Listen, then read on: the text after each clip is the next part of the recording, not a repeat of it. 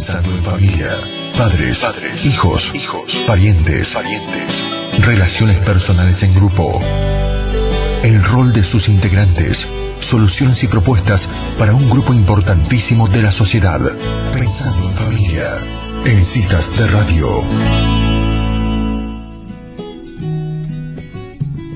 Ya estamos en nuestra columna Pensando en Familia y tenemos el agrado de darle la bienvenida a Fanny Van Laere. Ella es francesa, directora y fundadora de la Escuela de Renacimiento BioFlow. También es cofundadora de Despertares junto con Cristina Pantaleón. Es un honor para mí darte la bienvenida a este programa, Fanny. Mi nombre es Elisa. ¿Cómo estás? Hola, Elisa. Es un placer para mí. Bueno, Fanny, para quienes quizás en la audiencia y nosotras mismas nunca escuchamos lo que significa el movimiento BioFlow. ¿Qué es BioFlow? Bien, BioFlow es una escuela para mejorar la vida de las personas. Entonces nos basamos en la respiración y la gestión de las emociones y la superación de emociones bloqueadas que todo el mundo tiene, lo sepa o no, ¿no? Entonces, digamos que las emociones que hemos reprimido en nuestra infancia tienen consecuencias en nuestra vida de adulto. Uh-huh. Y la mayoría de los problemas que podemos tener como adultos en realidad tienen su origen en estas emociones reprimidas que, como bien lo dice el nombre reprimido, no recordamos, no hacemos la relación causa-efecto, ¿no? Y entonces estas emociones lo que hicieron en su momento es inhibir nuestro mecanismo respiratorio, porque para reprimir una emoción, eso se llama un mecanismo de defensa. Uh-huh. Lo que hemos hecho es respirar menos para dejar de sentir. Uh-huh. Y así nos cerramos a la vida y respiramos menos. Uh-huh. Lo cual crea bloqueos posteriores en la vida del adulto con las consecuencias que tiene esto. Qué interesante. Ahora, recién dijiste que todos tenemos emociones bloqueadas. Esto sucede, o sea, la infancia, ¿cuáles son los años más importantes en los cuales si vivimos algo difícil después tendemos a bloquearlo? Uh-huh. Bueno, cuanto más los recuerdos más tempranos son los recuerdos, aunque no los recordemos, que más nos impactan, ¿no? Porque cuando somos bebés somos como un disco virgen, ¿no? Que viene al mundo y entonces somos muy abiertos, muy sensibles. Entonces todo lo que acontece desde el momento de la concepción hasta los 3 años de edad más o menos es lo que va a configurar nuestra base emocional. Entonces de ahí los problemas más grandes emocionales que las personas tienen suelen venir de esta etapa, mismo si no recuerdan. Qué bárbaro, Fanny. Hola, Fanny, soy Ángeles. Hola, Ángeles. ¿Qué tal? Ahora, estas cosas, estos bloqueos que pasan, de alguna forma son inevitables, porque hay muchas cosas que suceden por ahí en el embarazo o después o en la primera infancia, no controlados por uno, que bueno, es un poco la vida eso, inevitablemente sucede. Exactamente, y son partes de las cosas que nos han construido también, ¿no? Uh-huh. Entonces, hemos bloqueado dolor, que es inevitable haber sentido dolor en partes de nuestra infancia, por el tipo de mundo en el cual vivimos. Uh-huh. Y el reprimir este dolor en su momento era un mecanismo positivo, cuando somos bebés o niños indefensos. Uh-huh. Cuando ya somos adultos, estos mecanismos, estos bloqueos, ya se convierten en problemas. Uh-huh. ¿No? Pero bueno, es parte del aprendizaje humano, uh-huh, que tristemente la mayoría de la gente no hace, ¿no? Uh-huh. El aprender lo que pasó en la infancia, superarlo y enriquecernos con lo aprendido, con esta superación. Uh-huh. ¿Y cómo se hace, Fanny, para volver a digamos, si uno no fue consciente porque no recuerda, cómo se hace para volver a recordar esta primerísima infancia? Ajá. Bien, lo que no recordamos con la mente, ¿no? Que es una parte muy superficial nuestra, ¿no? El nuestro yo pensante, ¿no? Lo que no recordamos con el yo pensante, con nuestra mente, está en realidad registrado en el cuerpo. o en el subconsciente, lo cual es lo mismo. El subconsciente está en el cuerpo en la realidad. Ya está descubierto científicamente que los impactos emocionales que no hemos superado siguen en nuestro ADN, en la información de nuestras células, y hoy en día eso se llama memoria celular, ¿no? Entonces, la respiración es el puente entre mi yo experiencial y mi memoria celular, es decir, lo que quedó registrado en mi cuerpo, y mi conciencia y mi yo pensante, ¿no? Entonces, a través de la respiración llegamos a esta información que está contenida en las células, porque la respiración llega ahí. La respiración nos da vida y oxígeno y nutrientes. O sea, respiramos como mínimo 17 veces por minuto, ¿no? Entonces, la respiración llega ahí. Lo que pasa es que la mayoría de las personas respiran con el 40% solamente de su potencial, porque han ido inhibiendo, desconectándose de la vida. Entonces, con una respiración bloqueada, pues claro, las emociones y las memorias están bloqueadas. Es un mecanismo de defensa, ¿no?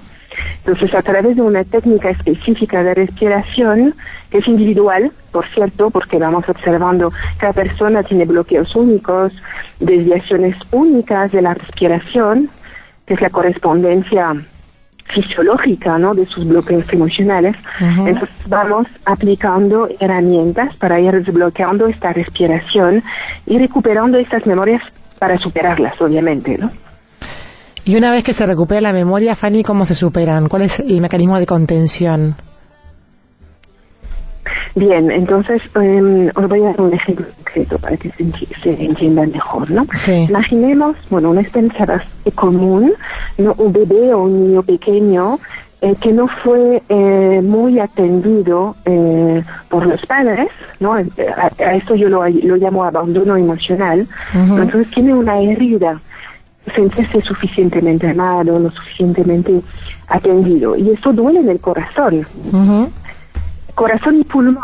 Cuando estás triste, el pulmón pesa, el pecho pesa, ¿no? Y cuando estamos dolidos, sentimos dolor en el corazón. Entonces, este bebé va a sentir esta emoción tan desagradable de no recibo suficiente amor, toda esta tristeza en su pecho.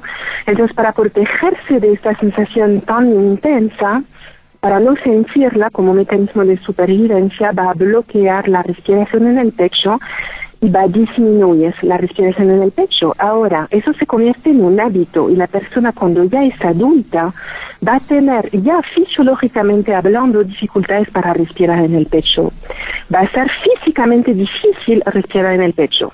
Mismo si la persona no recuerda esta emoción, no es consciente de sentir un abandono emocional, pero lo tiene en el cuerpo. Entonces, respirando en el pecho poco a poco, vamos a ir de nuevo sintiendo, recuperando la vida, la salud mejora, obviamente, porque la persona respira mejor, y poco a poco va a aflorar esta parte herida, pero como ya no somos niños, tenemos conciencia de adulto, observando, es lo que un profesional nos enseña, ¿no?, a observar este dolor con calma, ¿no? Y este bebé dentro de nosotros que está triste, lo que se manifiesta a través de una emoción de llanto, de tristeza, y vamos a ir a consolar esta parte de nosotros con nuestro adulto de hoy, ¿no?, con la conciencia ya del adulto de hoy. Entonces, en realidad, se resuelve bastante rápidamente, ¿no? El problema es llegar ahí, ¿no?, que la mayoría de la gente, pues, como hipoventila toda su vida, entonces nunca llegan a sentir conscientemente estas heridas, y lo que hacen es reproducirlas inconscientemente en la vida. Una persona que tiene un trauma de abandono suele repetir esto, es decir, suele atraer amigos o pareja o personas en su vida que van a tener tendencia a huir de las relaciones y hacerles sentirse abandonado de vuelta. Claro. Ahora, Fanny, sí, ¿no? Es interesante porque de alguna manera, digamos, la parte sanadora de ese niño que quizás tiene una vida emocional primigenia, la parte sanadora también está dentro de la misma persona, o sea que la persona tiene los recursos internos para poder sanarse a sí mismo de alguna manera, ¿no? Absolutamente, absolutamente. Es así. Lo que pasa es que la mayoría de las personas no descubrieron su potencial. Como son recursos dormidos y tenemos la tendencia, es como yo lo comparo con, por ejemplo, imagínate un elefante de circo, ¿no? Entonces, cuando el elefante es pequeñito, se le ata a un palo que es pequeñito, porque el elefante es pequeñito, ¿no? Y obviamente el elefante bebé va a intentar liberarse de este palo, pero no tiene la fuerza física. Entonces se desespera, se cansa, lo pasa hiper mal, hasta que en algún momento se resigna y llega a la conclusión de, ok, no me puedo liberar. ¿Y qué pasa? Este elefante va creciendo, y en circos vemos elefantes adultos que siguen atados a un palito chiquitito que podrían arrancar muy fácilmente, pero ni lo intentan porque están convencidos de que no pueden hacerlo. El recuerdo de intentar hacerlo es tan doloroso que no quieren volver a vivirlo y no se liberan nunca. Claro. Entonces, lo nuestro es un poco parecido, ¿no? Tenemos todavía estos registros, estas emociones profundas de no voy a poder, mejor no cambiar mi vida, mejor no tocar estas heridas. Y en la realidad los recursos están ahí bien fuertes, solo que no los hemos descubierto. Claro. La mayoría de la gente se quedan estancados en su vida y nunca se atreven a vivir la vida que quieren o que merecen, ¿no? Fanny, ¿y qué síntomas, además de esto de por ahí una angustia o el peso en el pecho, como decías recién, qué síntomas se ven en alguien que bloquea? ¿Me hablas de la parte fisiológica? Sí, de alguna manera por ahí la más palpable o la más común en el día a día, que a lo mejor puedan demostrar que atrás hay un bloqueo o por ahí bien, no querer acercarse a ese dolor. La más común es inhibición de la inhalación, es decir, que la persona no sabe respirar profundamente sin hacer esfuerzo, ¿no? Porque una persona con un mecanismo respiratorio abierto, es decir, una persona emocionalmente abierta a la vida, puede inhalar con mucha facilidad con todo su mecanismo respiratorio. Y la mayoría de la gente no pueden. Lo hacen ejerciendo la fuerza. No de una forma natural, espontánea, ¿no? Y lo hacen usando, y ahí dependiendo del tipo de desviaciones que tengan y del tipo de emociones que han ido reprimiendo, lo hacen usando músculos que no deberían estar en realidad involucrados en la parte respiratoria, ¿no? Por ejemplo, mucha gente cuando respiran levantan los hombros, no respiran de una forma costoclavicular, no respiran en el vientre, levantan los hombros. En realidad porque el diafragma, que es el músculo principal de la respiración, está débil. Y el diafragma está débil en muchas personas porque no tomaron su poder, no descubrieron su poder todavía. ¿No? Entonces vamos a tener una respiración como pobre, principalmente en el pecho, en este caso, ¿no? Hay gente que está al revés, ¿no? Estoy solamente describiendo un caso pues que es común, ¿no? Sí. Y entonces, por ejemplo, van a usar los músculos de los hombros. Otras personas respiran más en el vientre y tienen dificultad para respirar en el pecho y van a tener tensión en la espalda. ¿No? Por contraer inconscientemente, ¿no? estos músculos que les impiden respirar mejor. Y luego una desviación que es muy, muy, muy común es la retención de la exhalación, ¿no? Pues yo siempre digo que los perros son como maestros en ese sentido, porque hacen suspiros muy largos muchas veces, ¿no? Como que dejan caer la exhalación. No, muchas personas retienen la exhalación o inclusive la empujan y hay ruido en la garganta. Siempre que hay ruido en la garganta o la persona ronca o respira a veces así un poco, así con este ruido, es que hay un bloqueo importante en la garganta. Y eso obviamente tiene una correspondencia emocional de cosas que no he podido expresar, de una rabia por no haberme sentido escuchado. Todo eso actúa a nivel inconsciente. Claro. Fanny, ya para ir cerrando, me imagino que si pudiéramos de alguna manera ayudar a los niños que van creciendo a respirar mejor, por ahí se podrían evitar algunos bloqueos, o es algo que digamos que es inevitable. Bueno, algunos bloqueos son inevitables, pero podemos evitar los principales. Ajá. Enseñando efectivamente respiración a los niños, pero más importante que esto, haciendo que sus padres se desbloqueen y aprendan a respirar y a desbloquear sus emociones, porque en realidad los bloqueos que tienen los niños son cosas aprendidas dentro de la familia. Claro. ¿No? Entonces, por ejemplo, un padre que con muy poco amor no va a saber expresar su amor. Entonces, le pasa el mismo bloqueo al hijo inconscientemente, ¿no? Eso se va pasando de generación en generación. Entonces, muchas veces cuando me traen un niño en consultorio y me dicen, mira, mi hijo tiene un problema de lo que sea, hiperactividad, obesidad, autismo, lo que sea, siempre digo, bueno, vamos a renacer primero a uno de los padres, si los dos están abiertos a los dos, y inevitablemente el niño empieza a mejorar, porque la actitud dentro de la familia cambia. Fanny, la última, ¿qué tips nos podés dar para el día a día para poder mejorar la respiración o para empezar a encontrarnos de a poco con eso bloqueado que a lo mejor ni sabemos? Bueno, el primer paso es empezar a observar conscientemente la respiración. Entonces, uno puede pasar unos minutos por día sentado con la columna vertebral recta, el cuello relajado, lo cual significa que el mentón está ligeramente bajado, y observando su respiración, de momento sin cambiar nada, porque para cambiar la respiración ahí sí que requeremos de un profesional, ¿no?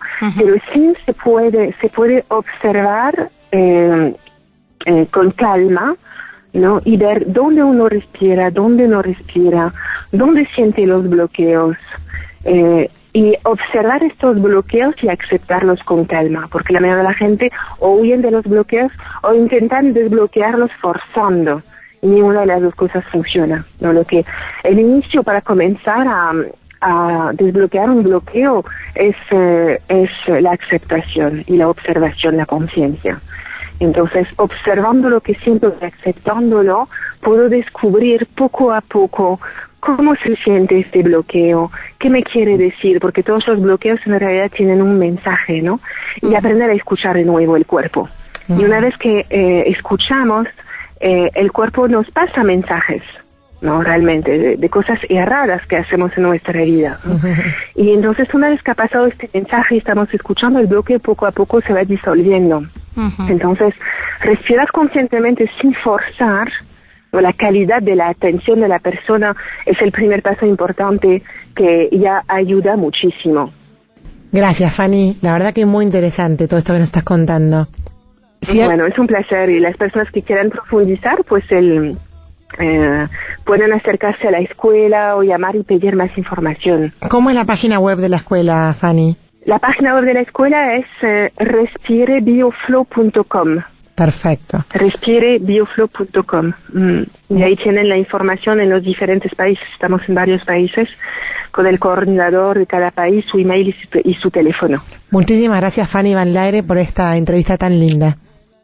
Ha sido un placer. Gracias a vosotras. Adiós. Un abrazo grande.